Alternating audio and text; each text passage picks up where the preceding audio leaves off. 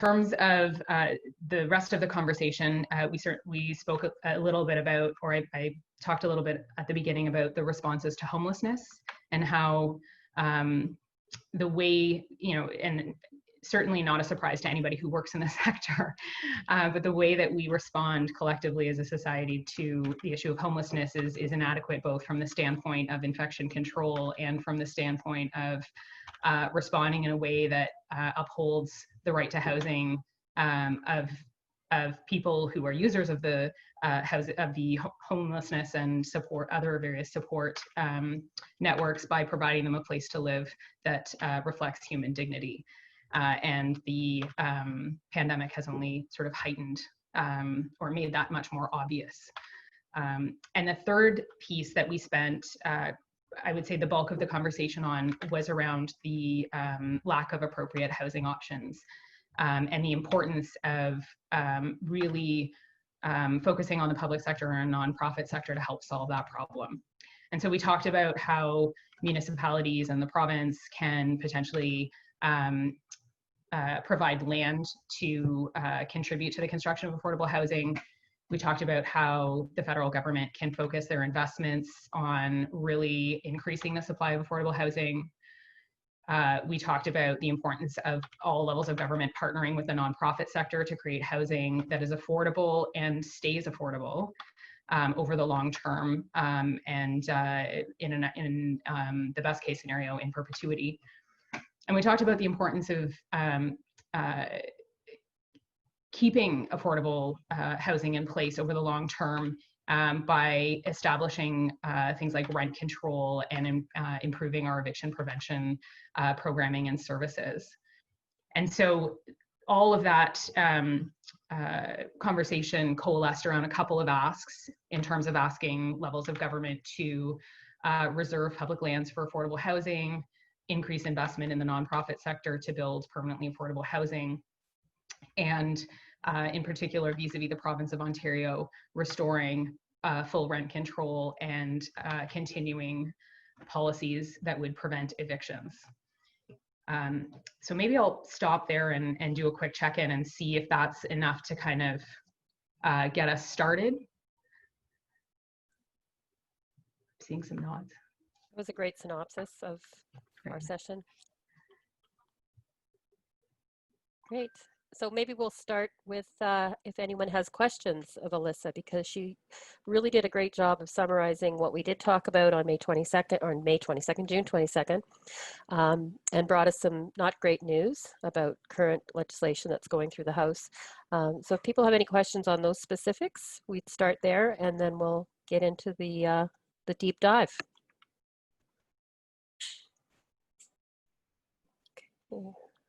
Okay, so not seeing any questions right now. Certainly, Alyssa, you're going to stay with us, so thank you for that.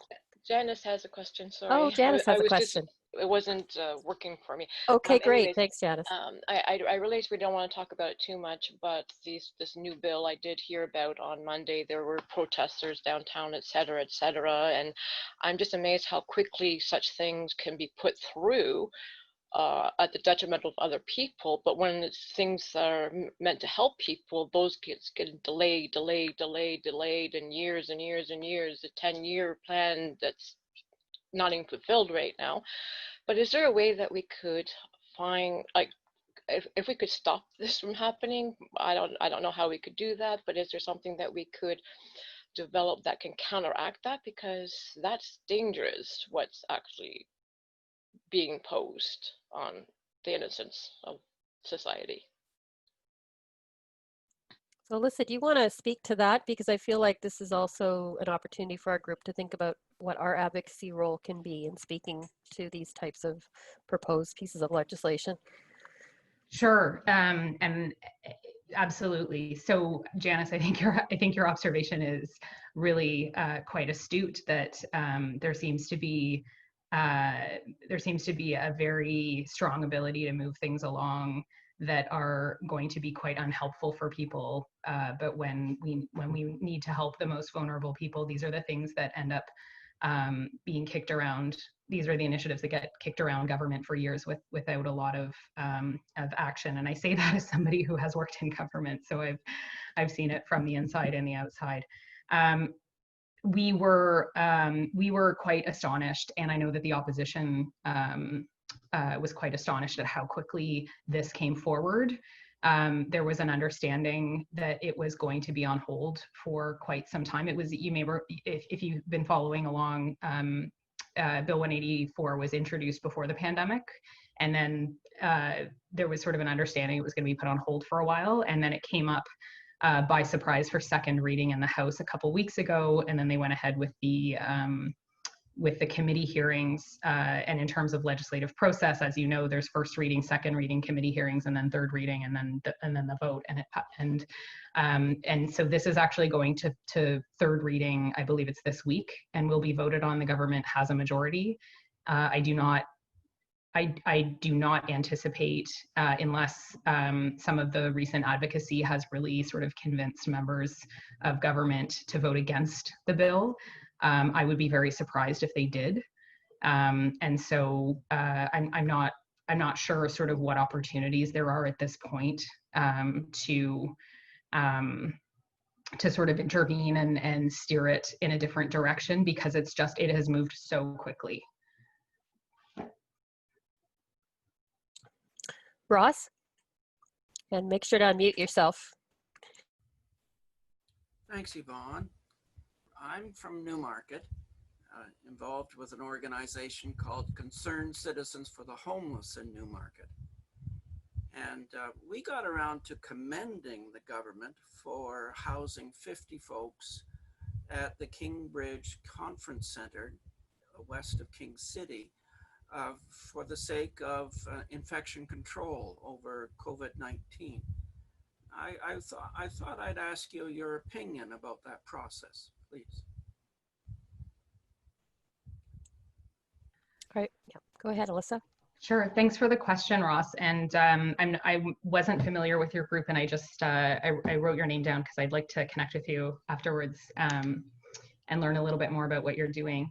I don't know a lot about that particular situation, but what I will say is that I think certainly any efforts to move folks who are not in housing to safe indoor spaces right now is really important. And I think, the city of Toronto, which I'm quite familiar with sort of what's going on there, they've done quite a bit of work in that regard to try to move folks who are currently sleeping outside into safe indoor spaces.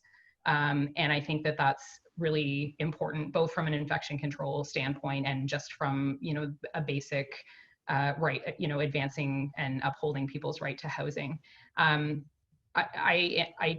not familiar with the space that they've been moved to, so but it sounds like it's a space that's a conference center, so used for other functions, and so it's certainly not a long-term solution. So I think it would be really one of the things that we are really keen to make sure is the case, that this motivation to move people into safe indoor spaces is not limited for the duration of the pandemic, but that this is sort of a new approach to working with and serving our homeless and vulnerable residents, and that those options that people are provided with to the extent possible, not be congregate living settings where infection is likely to spread, but rather that people are in sort of safe standalone units.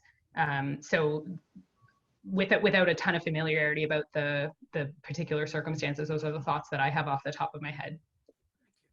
Yeah. Thanks, Alyssa. Thanks for asking. Thanks for the question, Ross. Sean, and you'll have to unmute yourself. Sure, thanks.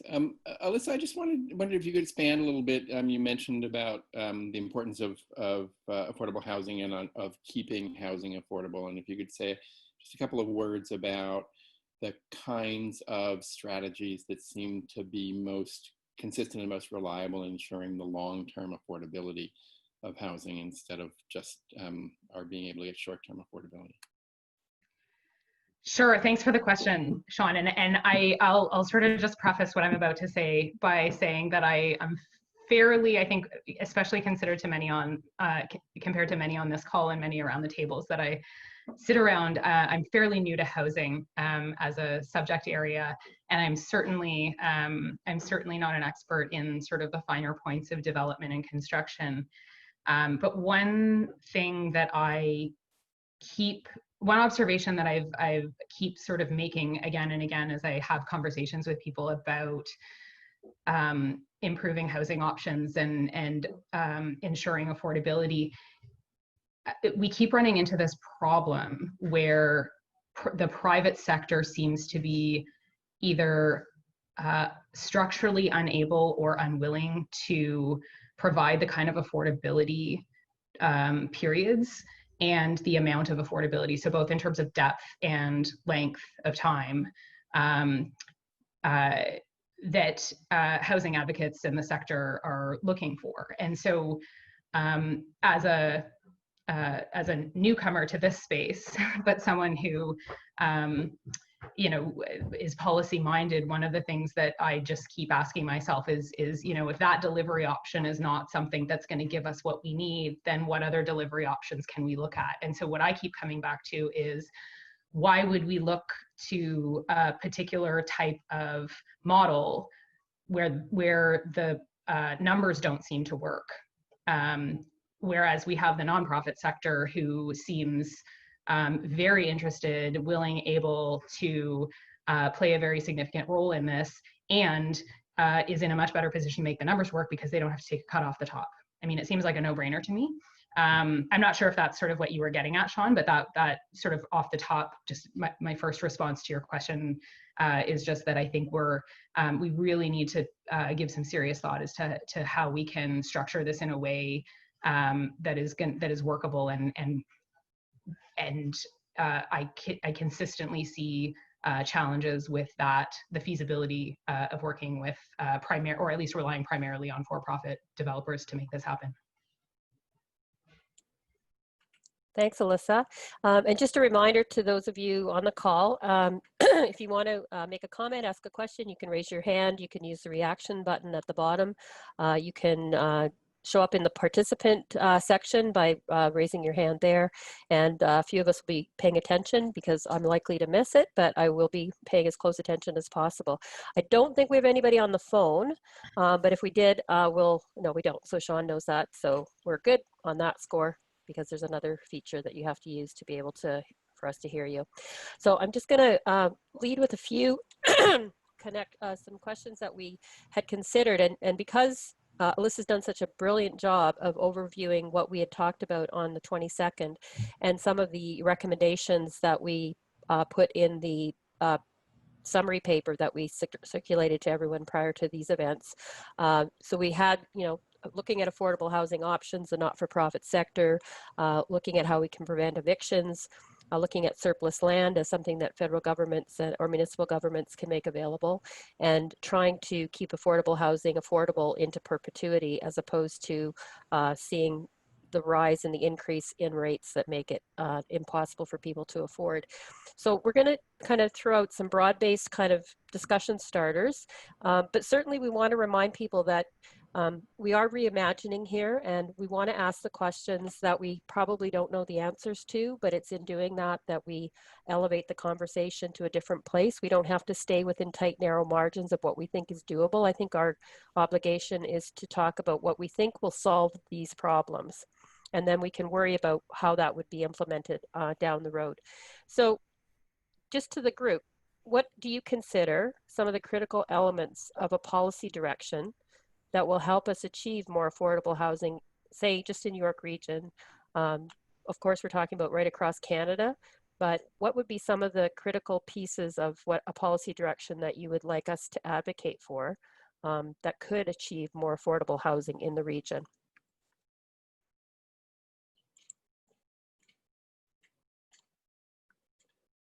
Or any questions to that statement?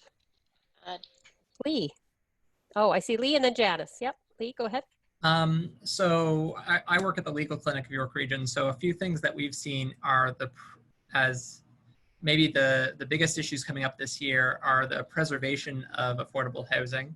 And a couple of ideas that have come up or areas are, one, a demolition control bylaw that could be passed by each lower tier municipality where there is affordable housing or affordable market housing. It's becoming more and more attractive to demolish it and replace with more expensive housing. And so if we could convince municipalities to pass these demolition control bylaws, which are pretty common in the GTA, that would be very useful.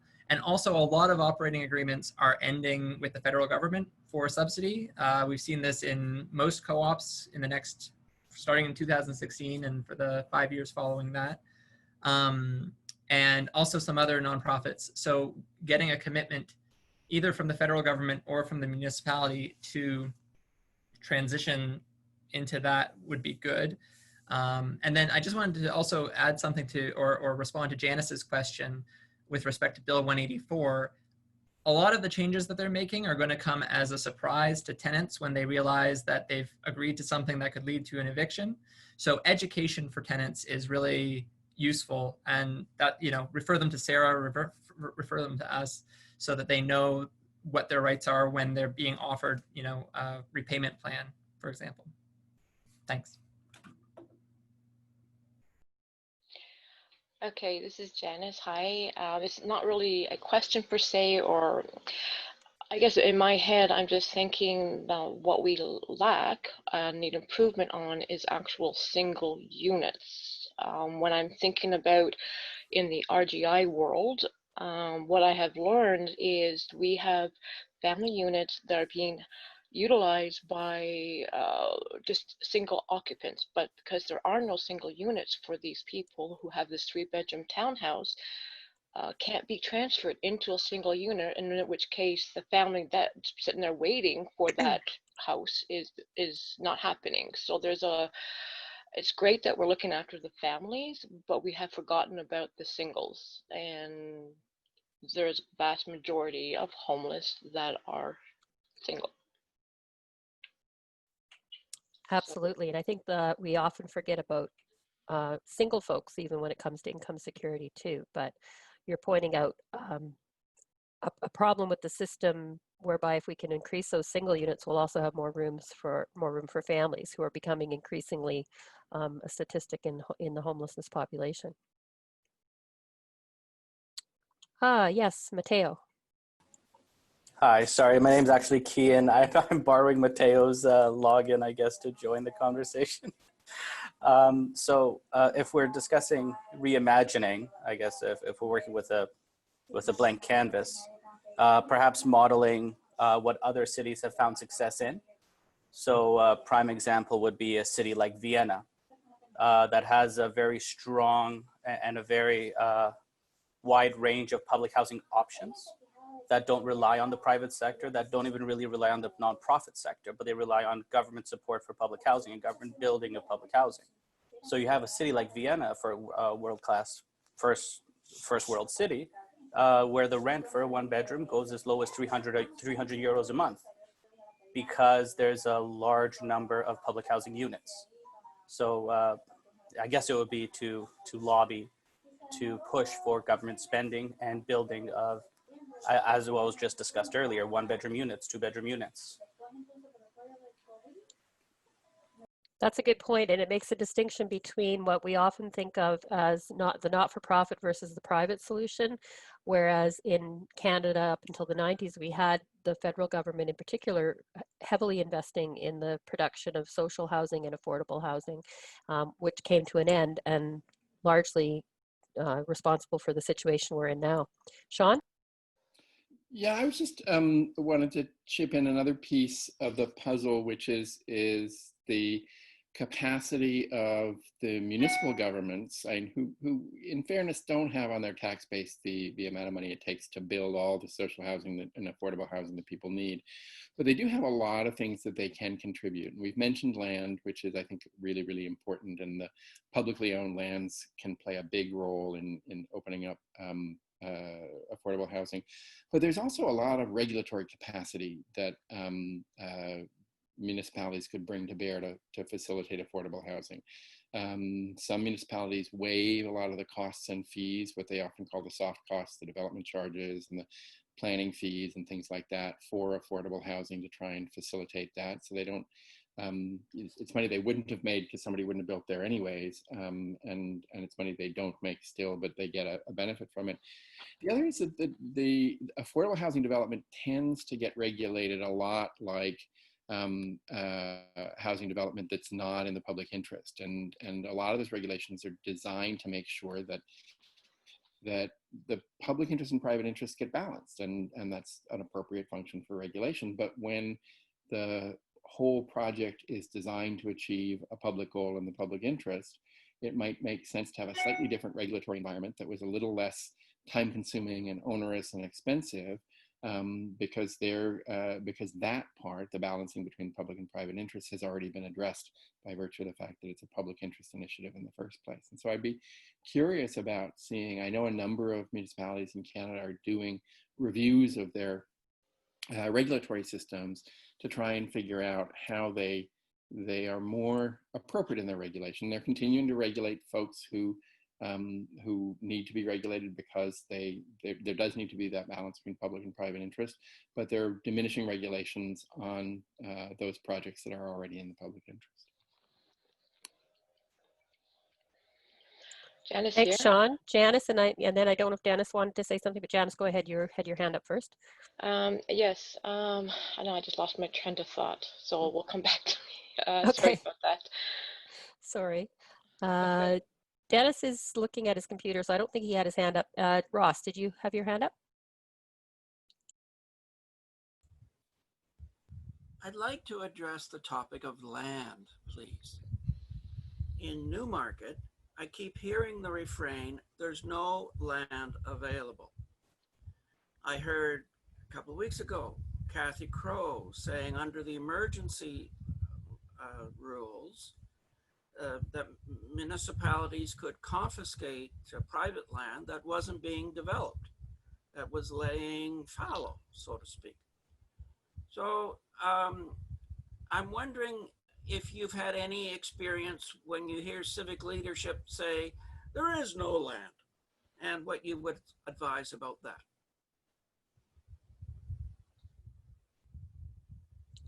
So I'm certain that's something that's been heard in Toronto from the beginning of time. Did you want to speak to that, Alyssa? Sure. I'm not sure I have a whole lot to offer, as I'm not particularly familiar with the sort of Sure. regulatory regime. It's definitely something that we hear, although there are some active conversations around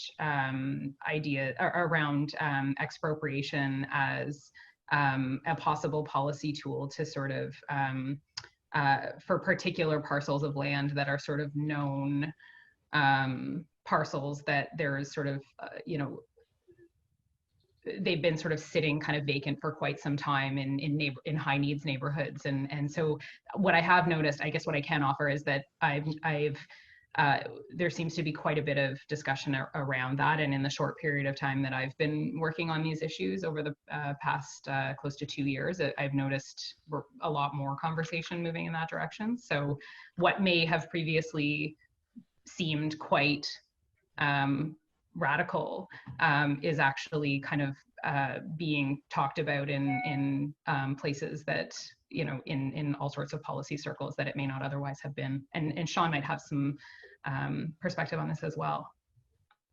Thanks, Alyssa. Yes, Sean, do you want to add to that? Sure, yeah.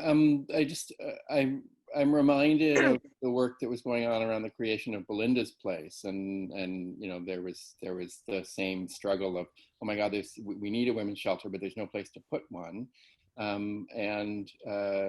But when people reached out to the faith communities and the municipality was willing to sever and rezone, land was people like to say you can't make land anymore, but you actually can. By helping faith communities in particular rezone underused sites and sever existing sites. We've been able to create land for public purposes in York Region before, and there's nothing stopping us from doing that now. Just to add to that too, I think the other thing that we've been hearing from those that are progressive and want to make advances in this direction at the municipal level, that it's not always just the land, it's also the idea of new developments. And so what would be stopping a municipality from saying that when we're building any new buildings, or if other people are building, why can't we scale up so that any building that's created can also include affordable, 1 second, I have people coming into my house and making a lot of noise.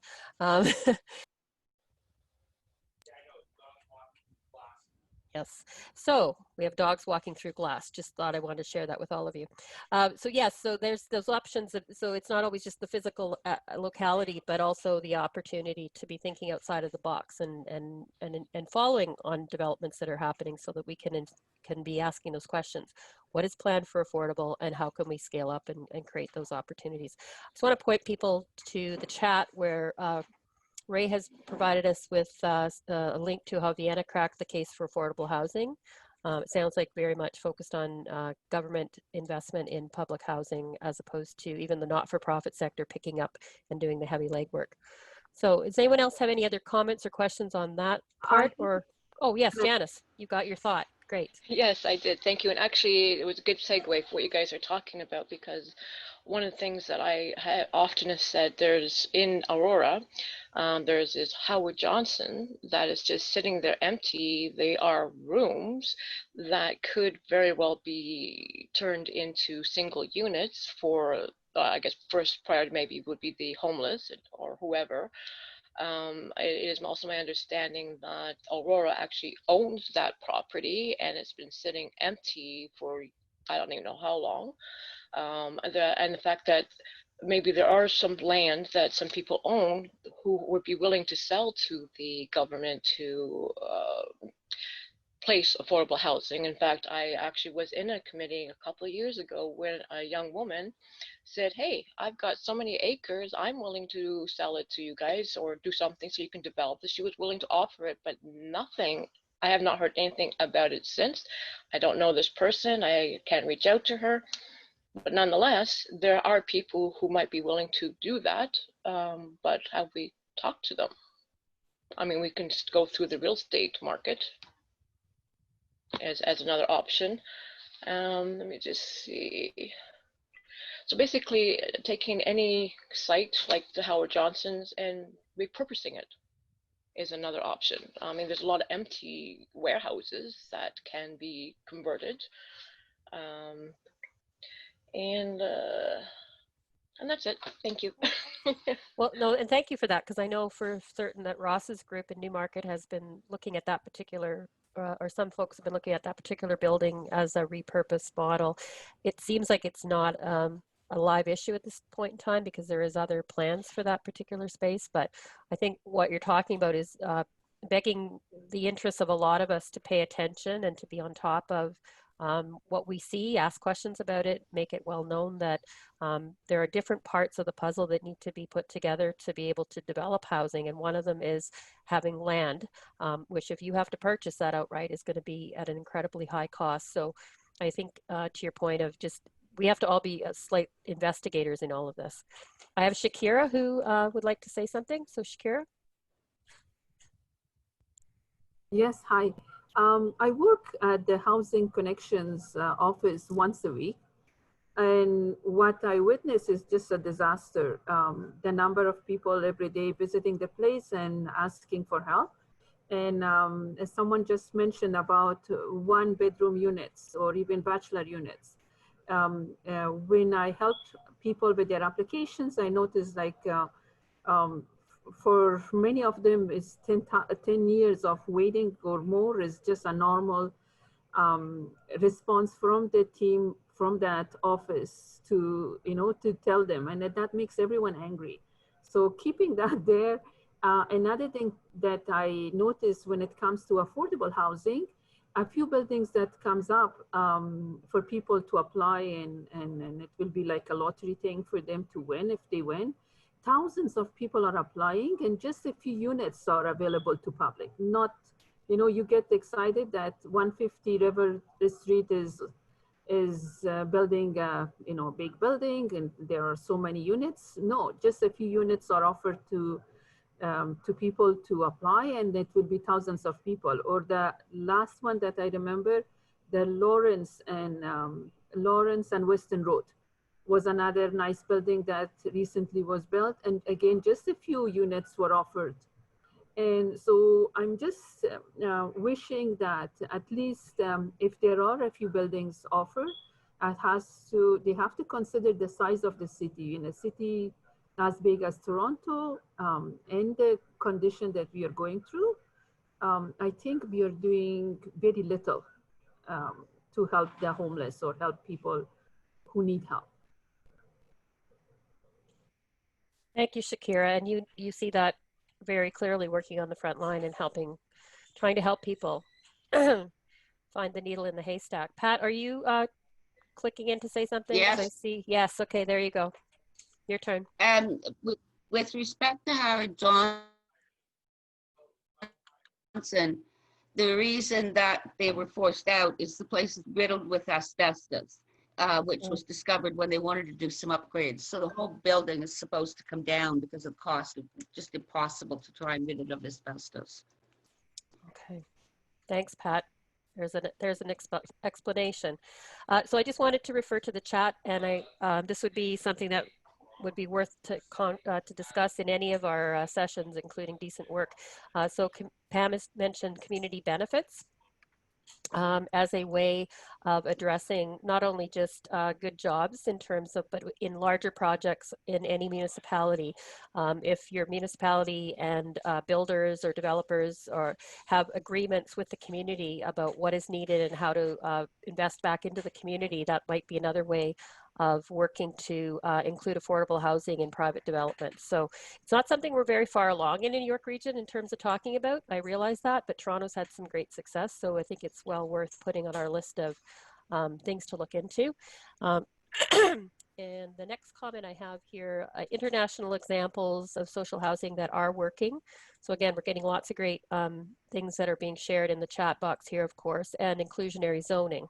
And so when it comes to, and Sean, maybe you want to speak to that a little bit, but I think one of the reasons that we might be also taking our sweet time getting to making any headway on this is because the small percentages of affordable housing that developers are being asked to agree to when building are never going to get us where we need to go. So 10 or 15%, and I think those can be waived quite easily depending on what the developer and the municipality work out. But Sean, do you want to say something more about that before we move on to our next question?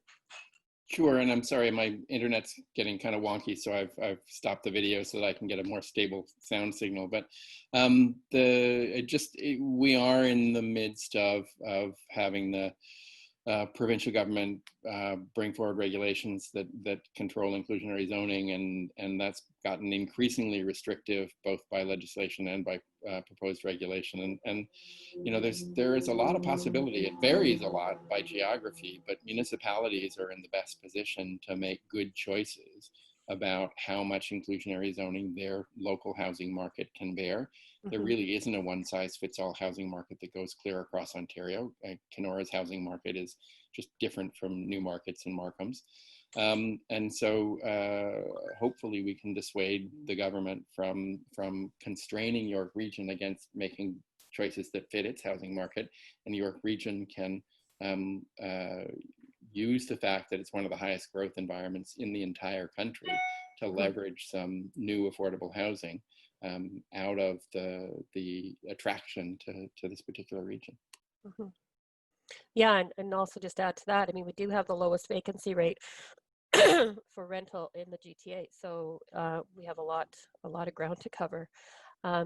Just checking to see if there's any other comments there. I wanted to just segue. We have about 15 minutes left. One of our questions today to kind of bring into the conversation, and we've talked a fair bit about what regional and municipal governments can do by way of regulation, demolition bylaws, and other things in terms of eviction. What do we propose would be the best role for the federal government and the provincial government, recognizing that in a lot of cases, it takes all three, especially if we're talking about supportive housing, because you build the housing, you get the land, and you also still have to provide support services, which funding needs to come for, depending on the population you're working with. So can we give some thought to what do we feel like are the best roles and the best policy directions we want to advocate to the province and the federal government for? And again, not restricting it to that question only, but giving some food for thought. Porque llegué del trabajo y después me puse allá afuera. Okay, I've got somebody talking. I don't think it's, I want to make sure I can hear who's talking. Is that Kitty? Yes, go ahead. Hi. I think one way to advocate to the provincial government is to push for the provincial government to reverse its decision on the Ontario Municipal Board, on the OMB's influence and power over the municipalities. For a very brief time prior to the current administration, the OMB's authority over municipal government decisions was taken away, where municipal governments would, move against a development. The developer was able to apply to the OMB, and more or less it was a rubber stamp. And for a brief time, that rubber stamp was taken away, but it was reintroduced. So that would be one way, groups, nonprofits, municipal governments can lobby to try and push to assert their authority back, to take what was taken away from them.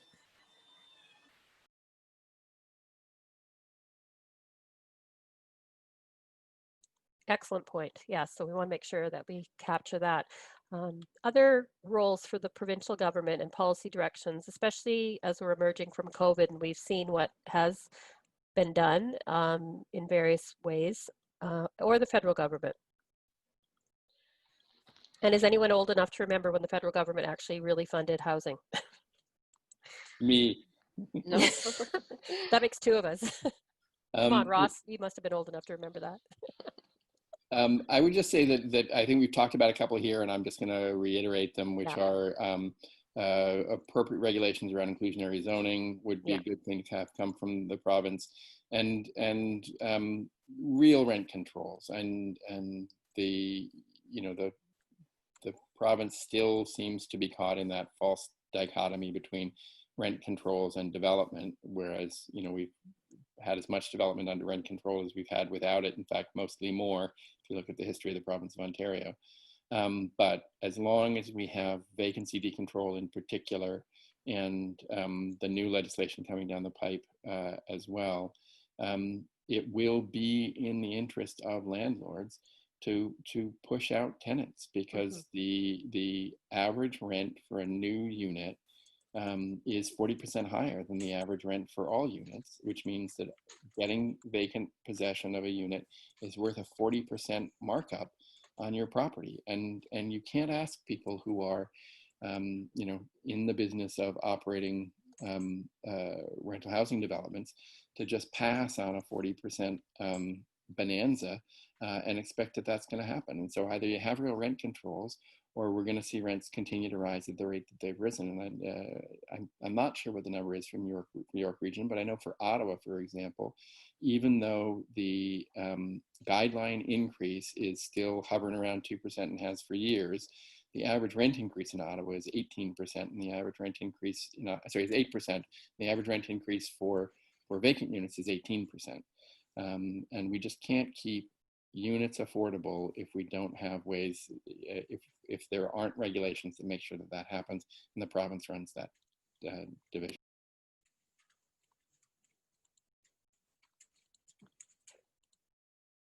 Thanks, Sean. And something else I just wanted to throw out there too, and it's not something that I have a great deal of information or knowledge about, but they're called REITs, and they're basically agreements, investment strategies, corporations that purchase older buildings or buildings that they want to convert. So it's kind of like your worst form of gentrification, which goes along with what Sean's talking about. So we're seeing more and more people losing their homes because those homes then become condos. And actually, it's pretty appalling, but I've had received information where they're trying to get people to invest in this. This is the best way to invest your money now, because we're going to make lots of money post-COVID. And so you can become a landlord virtually by investing in these REITs. And it's really disturbing. And there goes my dogs again. So I'm going to check the chat. Okay, let's see. So Ray had a question? I just posted, hi, sorry. I Hi, just Ray. posted just a couple comments because I noticed that the York Region affordable housing strategy is excellent, and the frequent updates speak to actions and examples of improvement. However, there doesn't seem to be a lot of, like, on one hand, and perhaps I apologize if I'm naive or ignorant to some of the issues related to housing, but I think that as we're progressing and taking a step forward, we're also bleeding on the other end and losing affordable housing opportunities, particularly in the area of community gentrification. We have, in my office, we look after a large community outside of, like, Aurora, Newmarket, East Gwillimbury, King, Silverwood Church, and South Simcoe. And through all of our programs and services, whether it's we have a full-time psychotherapist, whether it's food or energy assistance, whatever it is, 1 in every 2 applicants lives in the patch community in one specific area. And which is why we're looking at opening an extension unit in the Newmarket Plaza to serve that community. So we have a unit in there now that we're preparing. But I know of people who are landlords, friends of mine, and they're all upgrading their homes. And their units now, you know, there's a lot of rentals in that community, and those individuals are going to be pushed out because of rent increases. But where are they going to go? They're going to have to move out of the community. And certainly it's going to, you know, it's going to look better, more favorable on Newmarket because we have less people in need of affordable housing because we're pushing them out into someone else's backyard. So I understand and agree with the need for rent control, but yeah, I don't know. I don't know what the solution is. There's no one simple answer, unfortunately. It's such a complex issue. Sorry, that remark was all over the map. I just wanted to add to that, actually.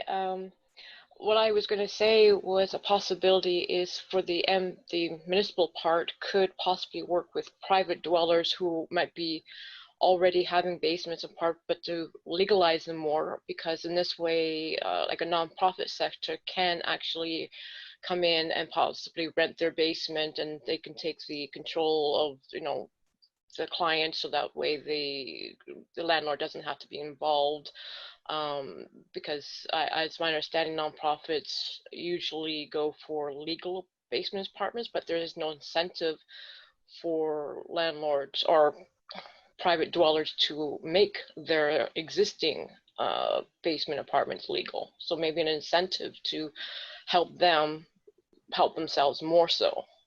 That's So incentives, but also we have to recognize that I think maybe, and I might be out of date on this, but 4 municipalities out of 9 have legislation for legal basement apartments. So some have not moved that way. And as a result, you have more families living in unlicensed, unregulated, unsafe apartments than you do people living in regulated, licensed ones. Ross, did you have a comment? And then I want to just go back to the federal role in all of this, because that's the one thing we haven't talked a whole lot about, and then start to kind of move us on to where we want to focus our attention and who needs to hear these recommendations. So Ross? I just want to say a couple of things, please. The focus on Newmarket lately has been very much appreciated by me. There's a member of our group who has an accessory dwelling unit in her basement, but she's aware of at least 6 other units on the street that are not legal. So to encourage people to meet the standards and provide safe accommodation in Newmarket, is a priority in my mind. But previously, we were discussing about the policy with respect to federal and provincial and municipal governments. And the highlighting of the homelessness issue on TVO over the last 4 months, I'll say, has been actually superb in my mind. Mm-hmm. I can hardly keep up with the detail. I'm hoping some folks can. I'm thinking of the program between comparing the city of Quebec City and the city of Hamilton with respect to regulations, and finding that the process in Quebec City contributed to a diminishment of the homeless population there. So I just really think some of the policy issues have been well publicized, and I could do more through the TVO efforts. Yeah, it's been incredible education for anybody that wanted to take all those sessions in, and they are available for people to check out on the agenda, which is the show where they've featured so many of those. So I'm going to throw back out just one more time what people's recommendations or ideas around asking the federal government to play a role or more of a role in this work, as well as, so you can speak to that, or we're transitioning to where we need to identify, and we will come up with a summary of recommendations from what we've heard today. This has been a really robust conversation. So I barely had to prod you because you guys had lots to say. But what would be, who would want to be involved in doing this work? And more importantly, who do we need to target as far as hearing what we're saying about the need for changes to regulation, inclusionary zoning, funding, not-for-profits getting into the game? What are people's thoughts on those things? And I may have done what my kids always say I do. I ask 4 questions at once and they're not sure which one to answer. 5. Okay, there you go. I just heard from the experts in the back here.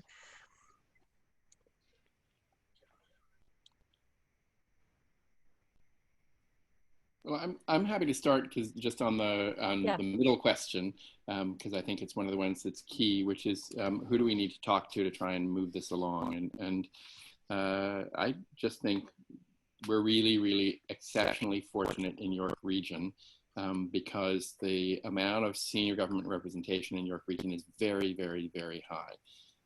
There's the GTA caucus chair and 3 senior cabinet ministers.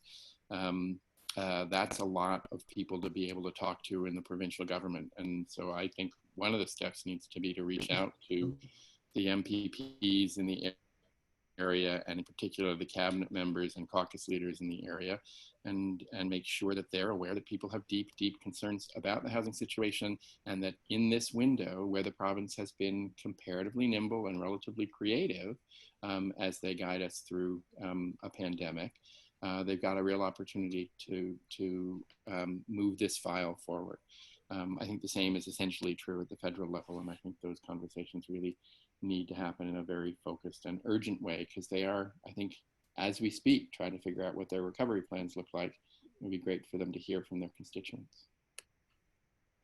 That was echoed in the chat with Danielle, because she said we need to talk to different MPs and MPPs. Everything that someone says makes you think of something else. And I think that we know this is a global problem. It's the financialization or commodification of housing. So there is a message to be sent to all levels. And I think this has been a great opportunity to hear from people about the specific recommendations. We'd love to have a group of you, or those that are most interested, join us as we develop this position or summary statement to be able to take it forward to some of those folks. So if you're interested and you want to indicate that in the chat, send us an email to myself, Social Planning Council, York Reed, Social Planning Council YR @gmail.com. Get a hold of Sean or Kate. And also, someone has just mentioned, and this is important to also recognize, have you heard about the provincial government that's giving $4 million to GTTI for a project? And that is an exciting project that's just been announced with input with a lot of funding from the provincial government, the federal government, and the town of Georgina. it's a trade school. So it's essentially a campus that will train 200 students a year, but they're going to build modular or small bungalows as a way of teaching the trades and also contributing some stock to the housing situation in New York Region. So you can all throw your hands up and we'll be back in touch with you to continue the conversation. Did anyone have any last thoughts or comments before we close out today? We've recorded the session, so it's there for others to take a look at. And I just want to make sure I don't want to miss anyone who might have tried to get our attention. Who was that? I just have a question about the York region. What about Habitat for Humanity? That one is also very helpful, but they started to get money for new home buyers. So they're not gonna offer that free option anymore. They ask anyone who's in that plan or who has applied, they should be able to afford at least 40% or borrow money from the bank. So 60% comes from Habitat for Humanity, the 40% comes from the banks or from the individual if they have any extra money.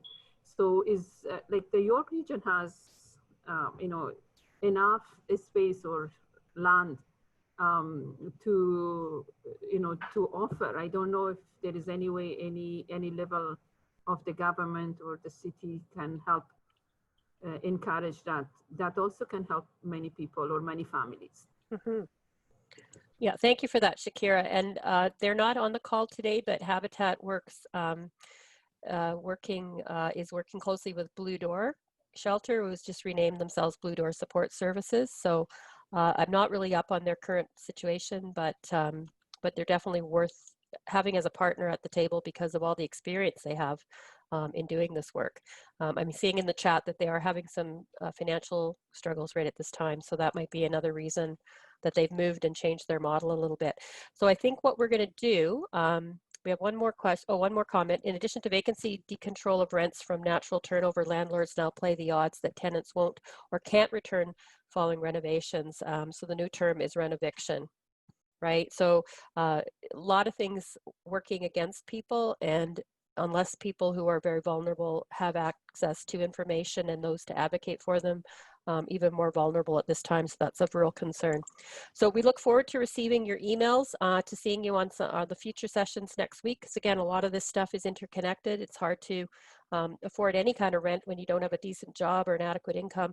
And I just want to remind people too that the Social Planning Council recently started a new coalition or is working with a number, about 30 different organizations in the region to form the Affordable Housing Coalition of York Region. It's new, and it's it's our attempt to really raise awareness about the right to the right to housing writ large, and how we can move forward at a municipal regional level to work with partners to be able to increase the level of housing stock in the region. Can I have just one last comment? Sure. Yeah. The landlords, nowadays, everyone who has some extra money and has a house is renting, and they have zero information or zero knowledge of how to deal with tenants. They abuse, they do many wrong things that is not acceptable. The same way that we can't drive our car if we don't have a license, whoever is asking, you know, is willing to rent their basement or a room or any way that they are trying to rent their place, they have to have some kind of, you know, they have to pass a test that they know the rules, they know the law, and they know how to, you know, to not take advantage of people. So that has to, I don't know how, maybe it is not easy, but I'm gonna request if we do something about it. Definitely. Thank you for that, Shakira. We will add that to our list of things. And I know the legal clinic works on that quite a lot, so you can definitely be in touch with them. But the problem is much bigger than any one organization can solve. Absolutely. I also just don't want to miss an opportunity to thank Alyssa again for joining us. We really appreciate your contribution. It's been incredible. And we'll be calling on you at another time, I'm sure. So thank you. Thanks. It was a real pleasure to be here with you today, and I look forward to continuing to talk about all this. That's great. Thanks. So everybody have a great evening. Thanks again for joining us, and hopefully we'll see you next week at another session on housing, decent work, or the not-for-profit sector. Have a great evening, everybody.